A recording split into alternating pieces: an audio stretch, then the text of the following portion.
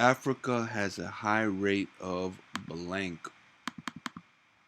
All of the above. Africa has a high rate of AIDS, civil wars, and mass murder. Okay, so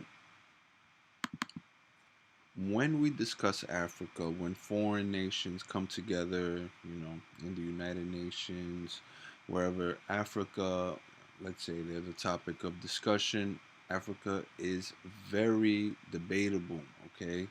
Everyone acknowledges that Africa has many failed states, many weak states. Okay, South Africa actually has an industrialized economy, and things are going very well there. Nigeria, rich in in oil, they're doing, they're prospering there. You also have Congo. Congo's really good there, right? Mali, but then there are these other states that kind of, they're considered failed states. All right. Now here it says Africa has high rates of AIDS. All right, so they're highly sexually active. Okay, that's human nature, right? But they're not protecting themselves. Okay, and they have about 10 to 20% of the world's AIDS um, population. Next, you have Africa has high civil wars. All right, so high civil wars. Once again, well, let's talk about mass murder, and then we're going to go obviously into civil war. So imagine that these weak states, they were in desperate need of help. Sure, you have the UN, United Nations, providing them with aid. You have United States attempting to form some type of government in there. But what happens when you go ahead and you send your officials over there, right? And your officials, they get their heads cut off. Okay, the military people that you dispatched over there, they're immediately going into warfare. Like there's like no form of discussion there. They're just immediately getting their arms chopped up, or they're getting blown up, things like that, right?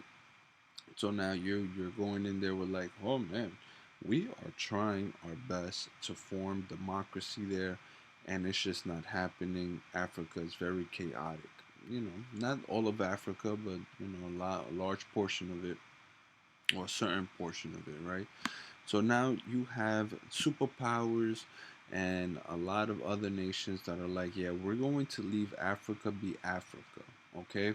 Just let Africa kind of fix itself and, catch up on its own, right? But then you have civil wars that go on, right? Now, or I'm sorry, the United States or the top superpowers, they look like bad guys because, okay, we isolate ourselves and we kind of, detach ourselves from attempting to help Africa, and Africa just kind of just destroys itself, with these civil wars. Rwanda is a great example of how Africa was just destroying itself. Uh, Somalia, a great example of how corruption and no government exists over there, right? And the high rate of AIDS can easily um, kind of illustrate the poor healthcare system that they have over there, right? So Africa has high rate of AIDS, civil wars, and mass murder, and it is very difficult to determine the future of Africa, whether they'll kind of catch up with amongst the other superpowers.